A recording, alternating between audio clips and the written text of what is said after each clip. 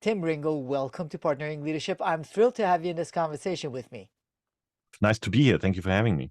Can't wait to get some of your insights on both Meet the People and also what the creative industry is facing and will face as a result of digital technologies and AI. But before we get to that, Tim, would love to know whereabouts you grew up and how your upbringing impacted the kind of person you've become. So I'm right now here in New York City. I sit in Manhattan while we are recording this, but that's not where I'm from. My accent gives me away. So I'm originally from Germany. After roughly 32 years in Germany, I was blessed to move around a little bit for work. I spent time in Paris, I lived in London, and then eventually 8 years ago, life brought me to New York City. So I've been enduring and enjoying New York at the same time for the last 8 years. If you can make it there, you can make it anywhere, Tim. They keep saying. Yeah. You started your first digital agency at 21. What got you in this business? Today, I would say random luck, but at the time, it didn't feel like luck because it had nothing to do with what I wanted to do. I grew up in a pretty industrial town, I would say, in Germany. Maybe 200,000 people live there. So it's not a big city and high unemployment. It was all coal or steel industrial. And somehow I got interested in computers when I was 10. And my parents had the foresight to not listen to their son, who wanted a Commodore 64 at the time. They gifted me a PC at my 11th birthday that I was allowed to use 2 hours a day. It was in a separate room because they were scared. Like what we are scared about with our kids today with the iPhones and iPads, they were scared about the PC. What they didn't know is there was nothing to do on a PC because there was no games. Not when I grew up, at least. And on the schoolyard, nobody had any games to trade either because they were all on their Amigas and their Commodores, right? So I ended up teaching myself coding because I had nothing else to do in the 2 hours a day. And that got me into the circle of today nerds, we would call them nerds, of PC enthusiasts. I started playing with network infrastructure, ended up administrating server systems for banks when I was an old teenager. And during college, being really bored in a specific text lesson, I think it was, one of my friends came up to me and said, "Oh, this is so boring. Why don't we just start an internet company?" And this is really how it started. So we wanted to build platforms because we both were coding, but we ended up realizing that we have no idea what we were doing. Like no idea how to write a business plan because I didn't pay attention in college to how to do that. No idea how to raise capital because there was no capital to be raised.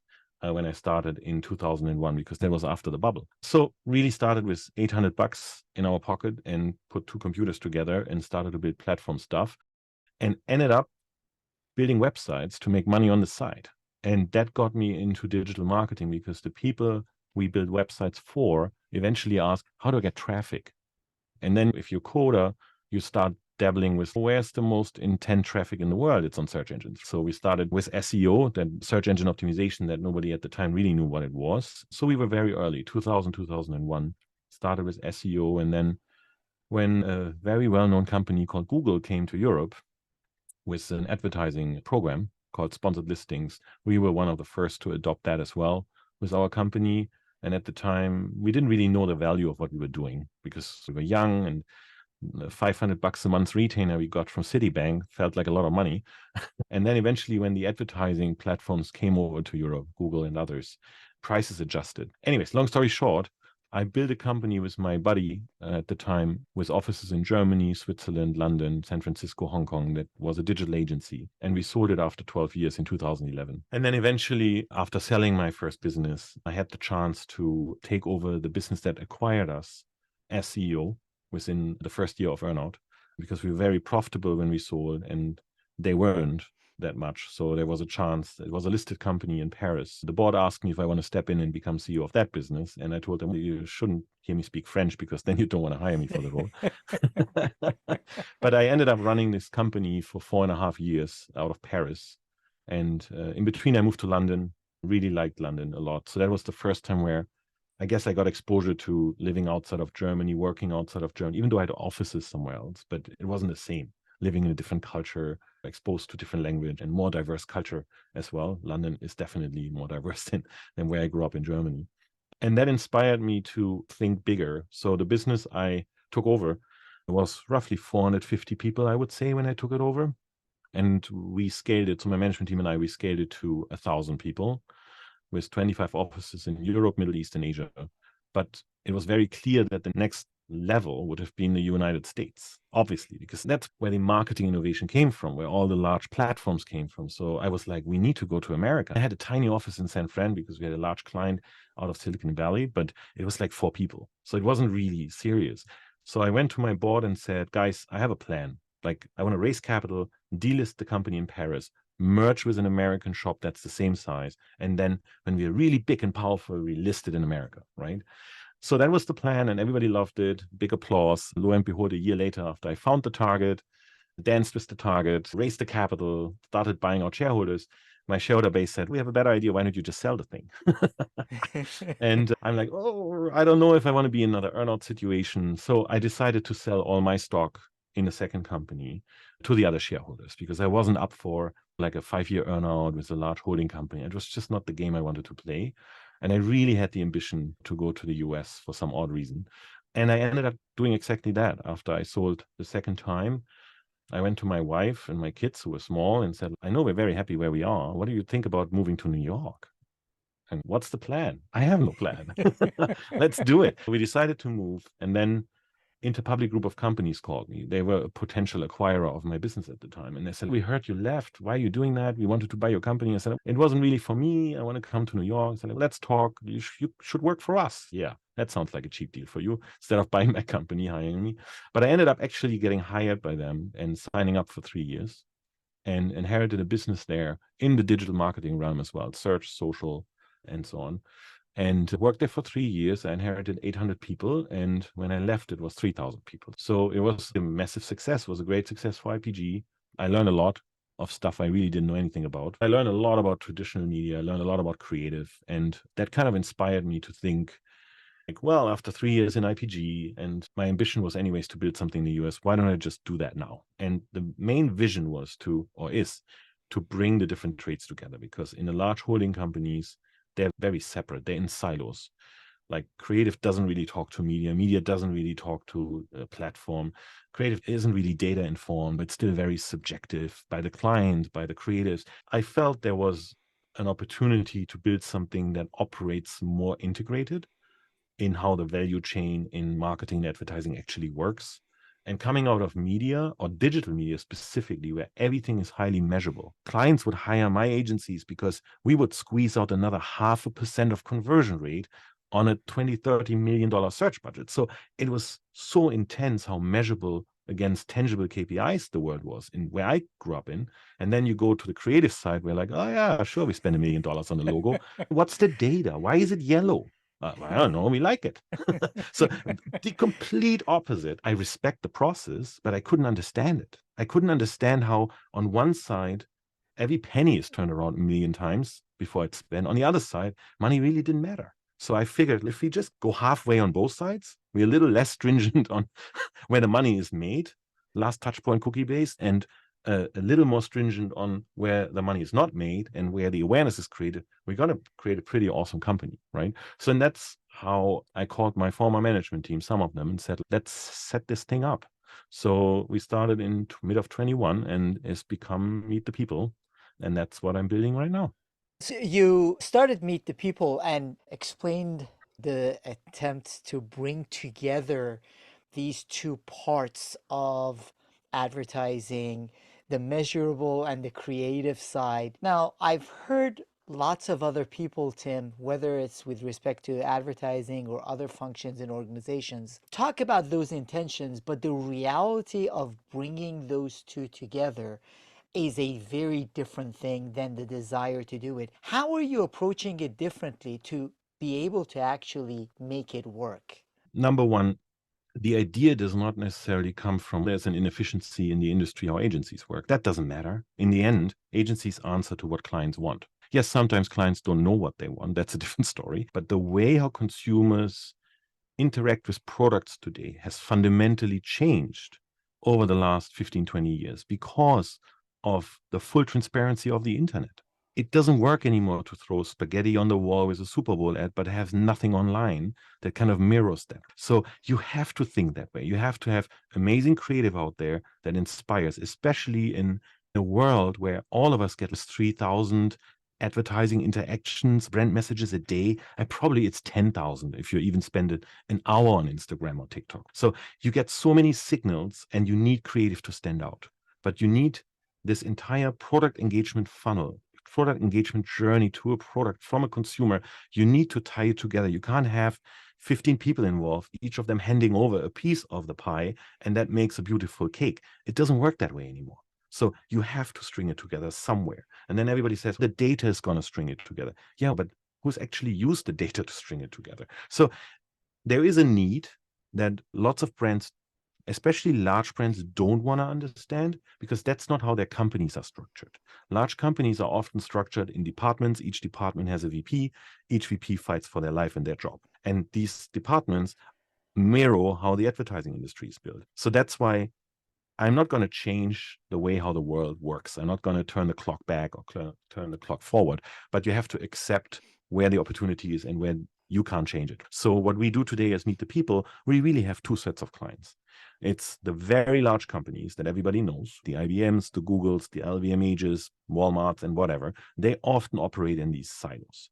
And we are a specialized service provider who can beat the large holding companies because we are simply better in what we're doing, because we are more entrepreneurial. So we service some of these large brands with one or two different parts of that 15-piece journey. And then there is the clients who want to listen. Why? Because they're intrinsically set up differently. And that has to do with who you talk to. If you talk to a VP of brand, and listen, no disrespect, it's just the job, you're going to talk about brand. If you talk to the CEO of a business, you're going to talk about the P&L. And you're going to talk about market share and about vision. So we have a right to talk to a CEO, CMO, CFO, CRO of a mid-sized business. They want integration because they don't have time or money to lose by fragmentation. So what we do as MTP, Meet the People, is we work as specialists for very large brands, ideally across 1, 2, or 3 different capabilities, but we work as fully integrated generalists for mid-sized companies. And this is where the US comes in, where the US is different to Europe. A mid-sized brand in America is roughly 8 times the size in terms of how much money they spend on advertising as a mid-sized brand in Germany, France, or the UK would be. So the model works here better because a mid-sized budget is 6 to 8 times bigger. And that's where most of our growth comes from. It comes from surgical specialized services at a superpower level for large brands and generalistic integrated thinking and services for medium-sized brands. That integrated thinking makes a lot of sense to me, and eventually I believe even the larger brands will gravitate towards that. Correct.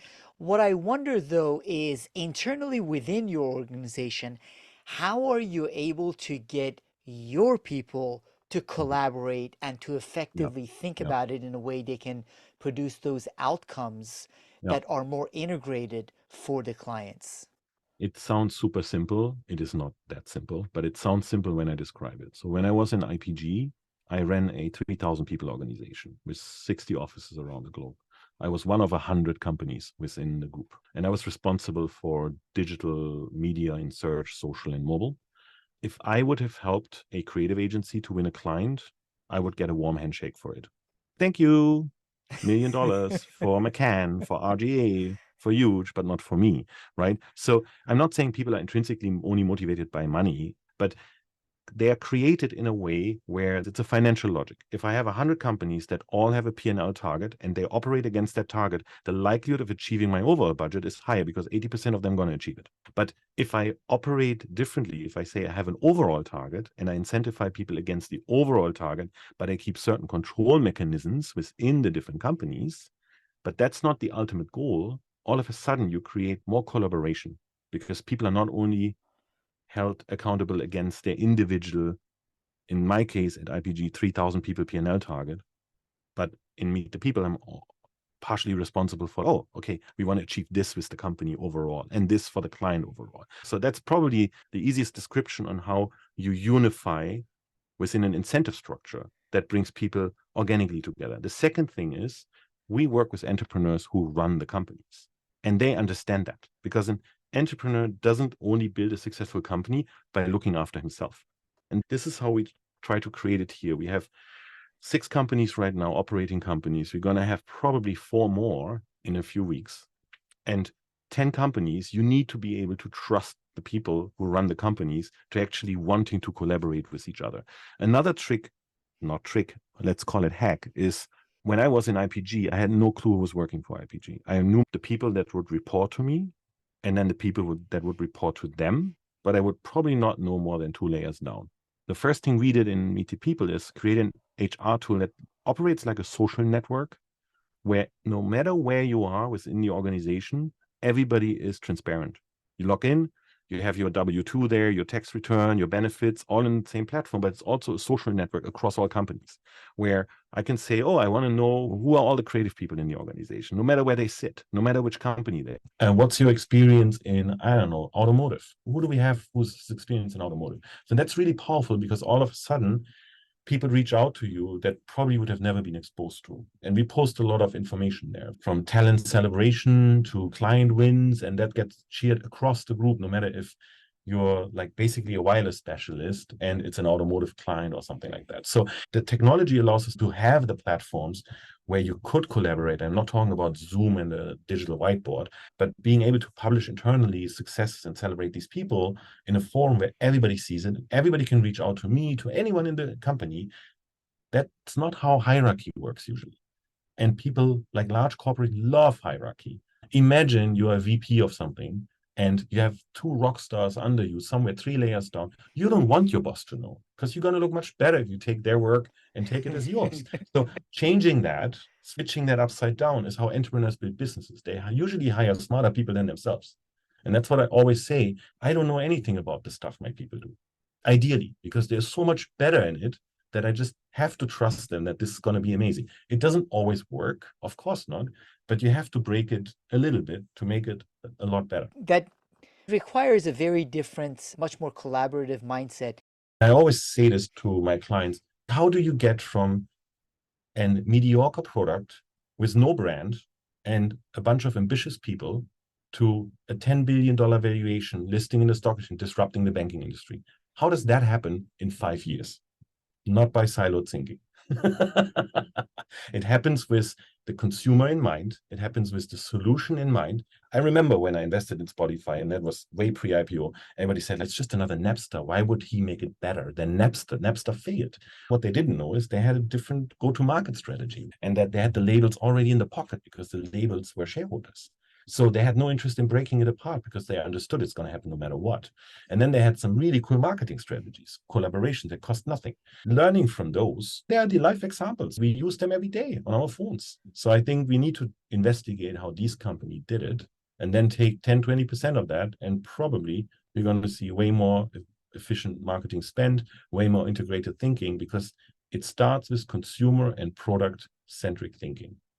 Everything else should follow. But it doesn't work in a company that's 100 years old, has 20,000 layers of decision makers, because then it's about protecting your seat within that structure rather than creating a great product. But it's part of the economy and capitalism as well, because if there's nothing to disrupt, then there's no motivation for entrepreneurs to build. And if there's no motivation for entrepreneurs to build, there's nothing for large companies to buy. Not bad and good. It's part of how the economy works. There's always going to be disruption with less traditional thinking and more creative thinking, how to approach a business model, a marketing strategy. And I'm doing exactly the same that probably somebody else said 60 years ago when TV advertising was introduced. No, I like print, I like radio, it's amazing, I can control it.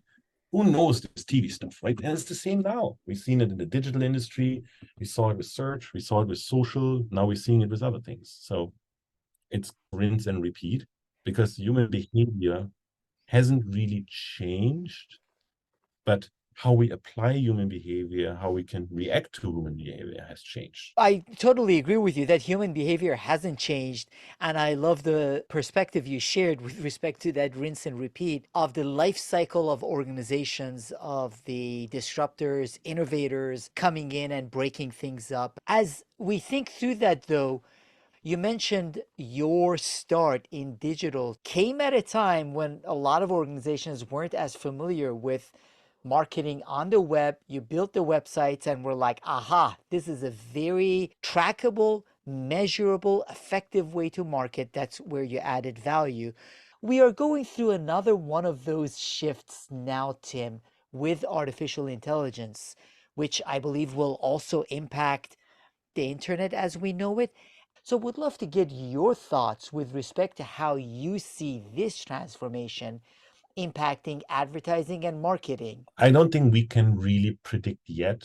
I completely agree with you that it is a massive step change that's going to change a lot how we use the web and what we do on the web.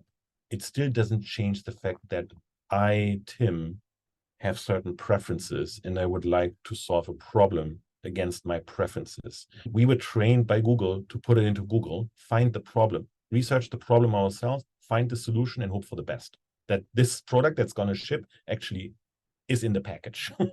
So what AI is going to do is going to change that fundamentally. Why? Because you're not going to do the research anymore. You're not going to type anymore.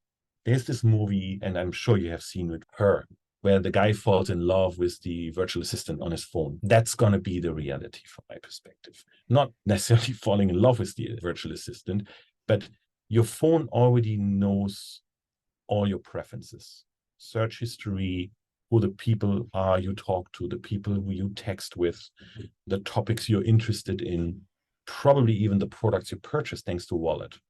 So all this nonsense of research is going to be completely unnecessary. So at some point, there's going to be exposure there for Google. And this is one of the reasons, from my perspective, why Google and Facebook and many others have lobbied so heavily against cookies. Because people say cookies are bad and people track me, blah, blah, blah. It doesn't matter. You have a single login with Google, they track you everywhere. So the website where you bought your one umbrella, dropping you a cookie to track you, if you're ever going to come back in the next 30 days, is no harm. But what really happens is, with a cookieless environment, means that the websites all need to buy your data from Google and Facebook and others. So that's how they secure their longevity. Because what happens to the brand that wants to break through with you? Let's presume, I'm just making this up, right? I only shop one particular brand of ramen noodles. And my phone knows this, and AI knows this, my assistant knows it. It's always going to order the same freaking ramen noodles. How do you break through? I'm not going to get the message anymore because I don't watch this. Now I watch the Super Bowl, but before I would have never watched the Super Bowl. So not going to see the ad. And my assistant knows, right? So how do you break through? You're going to have to pay ransom to the platforms to get in front of me through my assistant that is on my phone, either created by Google, created by Facebook, created by Apple. So there's going to be a fundamental shift in a brand wanting to break through a new audience. And that's going to be what agencies going to focus on. Because the existing audiences, if you're a very smart brand, you figure out a way how to create a loyalty platform where you harvest with full consent first-party data from your existing ambassadors, consumers, fans who purchase your product. If you don't do it, you're always going to pay ransom to the platforms who are going to do it for you. You want to get through my WhatsApp, you're going to have to pay Facebook for it, especially when you're a brand who doesn't know me yet. But the beauty of the digital ecosystem is there's always going to be innovation. There's always going to be another platform. So the job of the agencies in the advertising industry is going to be to navigate that. I love the perspective that you shared. First of all, Her is a great vision Amazing of what movie. that Yeah. future would be like. Mhm. And AI, call it Her Jarvis, is making recommendations to us based on our preferences. Now, building on that, you mentioned there will be platforms. There are some now, there might be new ones in the future that can support you reaching an audience, but those are the ones that you're paying ransom to Correct. access their audience. You also mentioned that therefore it's critical for brands to develop their own loyalty networks. How do you guide and coach your clients to effectively think about that and do that? Because that becomes a lot more important over the next few years, Oh, as you mentioned. that's exactly what I mentioned when I said we have two sets of clients. If I don't talk to an owner or a C-suite executive about that potential challenge, you're not going to get very far. If you talk to a VP of brand about their job being irrelevant In 10 years, they don't want to hear it. So that's why we have to do two things. We have to acknowledge that certain companies need specific, very surgical help on things, and that's never going to change. What we deliver is going to change slightly. And then there is the ones who are ready to think bigger and 10 years, 20 years from here. And it's usually companies that are still owner run or longevity C-suite run. And that's where I come in with my team, and we develop these ideas. It's still going to take 2-3 years to develop a consumer engagement platform for them, because you can't just say, oh, now I'm going to force my retail salespeople who stand in Best Buy to collect data on the consumers who are interested in my product. That works, but it doesn't really get you there. You actually need to start with a D2C strategy. And that opens all cans of worms, because it opens the cans of worms of, I'm operating in a 3-layer distribution model with warehouses and distributors. Like, they're going to hate me for creating my own e-com solution. And then you have to create an e-com team and an e-com solution. So you see that this is just the beginning of it. And there's enough steps to go through over the next 5 to 10 years to get these brands there. And there's obviously enough work for us to do to make money on it. That's just the reality. It's difficult when we always take the best companies in the world and say, like, how can they innovate with AI? I'm not worried about Apple and Google and the really large companies. I'm worried about the creamy middle of the cake. Like, what happens to all these mid-sized businesses that have $500 million to $5 billion of revenue? What are they going to do? And that's where I get excited, because that's the audience I talk to, C-suite owners, to think about. You have operated this business 150 years, selling through a 3-layer distribution model. It's time to think D2C. And that's where the journey starts, because once you do that, you have a right to collect consensual data, fully consensual, not, oh, this is a raffle, and put in 5 data fields. No, somebody purchased a product. I have the absolute right, and most people want to share information after they purchase the product, but you need to add a benefit. Like, it's not, oh, then you're going to participate in that raffle and you can win some shoelaces. That's not how it works. Like, you have to add real benefit in terms of, we're going to invite you to a product launch or something specific. Like, people are happy to share data if they love the product. So if the product is authentic, the brand is authentic, you have a right to build D2C. And with the right to build D2C, you have a right to collect data and build your own data set, so you at least protect your existing customer audiences and don't have to rebuy it. Your example of the ramen noodles was a great one, in that it's a product or a brand that you love and you don't mind having a relationship with it. And I couldn't agree with you more that those mid-tier organizations that have the potential to take advantage of it, but are the ones that are the furthest behind and lack that Yeah, understanding. absolutely. They're masters of their product and craft, but they're not masters of understanding what they have to do to change how they resonate with consumers always. And again, I'm not worried about the large companies, because if you produce ramen noodles and you're the world leader and you make 30 billion of revenue with it, you buy your way into your consumers. But if you're the $500 million company and you're making toilet seats, you don't have the massive advertising budget to get there. So you have to be smarter than the big ones, and that's often not happening. And it doesn't cost a lot of money. Building a D2C strategy, especially selling products online, isn't expensive, because these channels are so professionalized. A good example is, you create a product that you sell through Best Buy and Walmart and Kroger. Let's presume you're one of the many products on the shelf in these massive stores. It's very likely they sell your product online already by just buying your brand keyword. So that should be yours, because these consumers look for you. They don't look for Walmart, right? So that's really the very first step. You start an e-commerce platform for your own products, and you just buy your own brand keywords. You're going to get probably 20% of these people who are buying at Walmart and Kroger right now to your own website. And it costs you nearly nothing, because it's probably the cheapest clicks you can buy. Same as SEO strategy. So that really goes back to where I started in 98, 99. That logic hasn't changed. The fact that people have been saying, and it is so true, of data being the new oil, you are getting data that people voluntarily will want to share with you as champions of your Correct. brand or supporters of your brand. That is of tremendous value in deepening that relationship. Now, one of the things I wonder, Tim, is a lot of people have been shocked at the creativity of some of the LLMs and the output that they can produce when prompted well. Yeah. So would love to know how internally you are adjusting to collaborating and using the technology in serving your customers? So I have two takes on this. And one is the very non-exciting German way of looking at things. And the other one is my new American way of looking at things. So you can look at it two ways. One is an incredible opportunity. The other one is an incredible risk. That's what I'm trying to get to.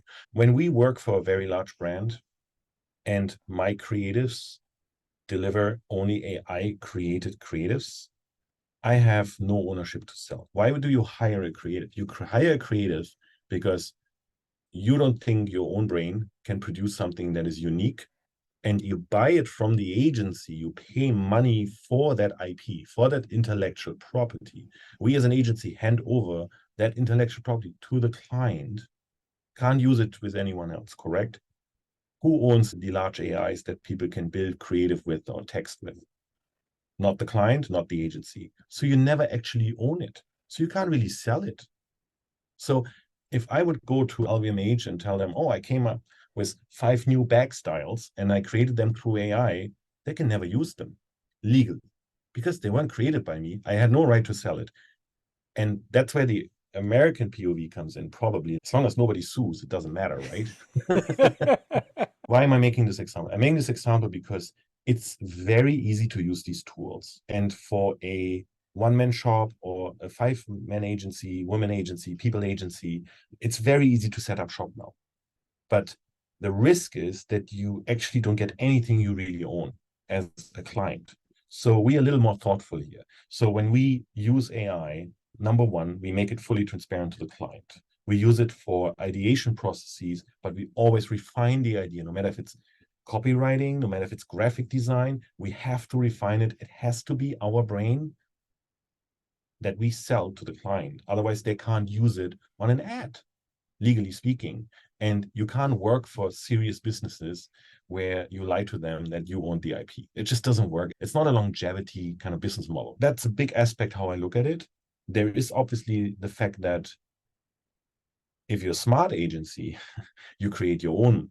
So the OpenAI model is not that they're going to give away ChatGPT for free forever, right? That's not how it works. If you have to have an 80 billion valuation, you're going to have to show some revenues at some point. Even venture capitalists learned that no revenue is not a solution, seen in many cases that failed. So what's going to happen is you're going to be allowed to purchase an empty brain from the large AI companies.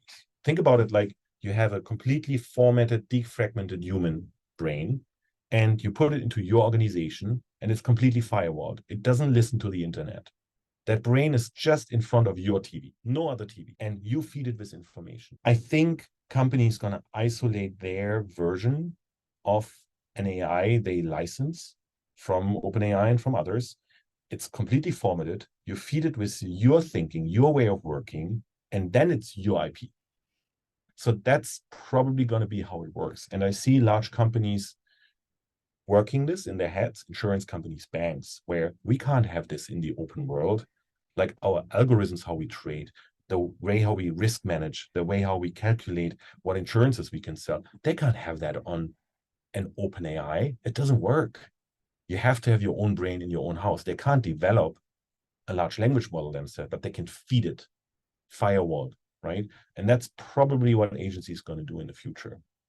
That's part of what helps in listening to conversations with people like you, Tim. We can start asking the questions and visualizing the directions where this is going to head. Therefore, the leaders and executives can try to stay a step ahead. So, to that point, would love to get your thoughts on resources or practices for the audience listening. How would you guide them to think about their advertising and marketing and stay ahead of the curve with this transformation? I think a lot of marketeers fall into the trap of operating in their own echo chamber. The problem is when your day-to-day job is like your 10 hours of work and then you go home and you have whatever, your family obligations and responsibilities, you in your echo chamber. I think consciously deciding to pick an industry that has nothing to do with your industry or pick businesses that have nothing to do with your business and get into that echo chamber. reaching outside of your day-to-day echo chamber is probably going to be my advice. And the beauty of the internet is there's endless podcasts, endless things you can read, endless people you can listen to. The easiest, probably different industry, not even adjacent, completely different industry. And one of my favorites is if you're in a traditional company, and traditional in the sense of either large and traditional products, just read up about how these unicorns were created, because that's a great place to start how to just think differently on a day-to-day basis, no matter if it's how you manage your workflow, how you manage your teams, how you manage your products, how you innovate, how you market. Like, it touches so many things. It doesn't mean you can apply all of it, but it opens your mind. It's getting out of your industry, company size, and echo chamber. I love that perspective, Tim, because first of all, there is a lot of great content out there. If we are willing to get out of our echo chambers, as you mentioned, and rather than listening from the perspective that could never happen in my industry, my organization, it's drastically different, listening for applicability and ways of seeing things from very different perspectives. So I appreciate that because I think that's what it's going to take for us to be able to maneuver and lead our teams and organizations forward. Now, where would you send the audience to find out more about you, meet the people, and follow your work, Tim? Obviously, I'm a victim of digital, right? So actually, that's an interesting one. I got off all social apps on 31st of December. Was my New Year resolution that I don't use any social apps for recreational purposes anymore. So I'm really only on LinkedIn now. And it's so freeing. I recently told a friend I would probably have around 400 pickups of my iPhone a day, pre-deleting social apps. Now I'm down to 200. And the most used apps are email and WhatsApp.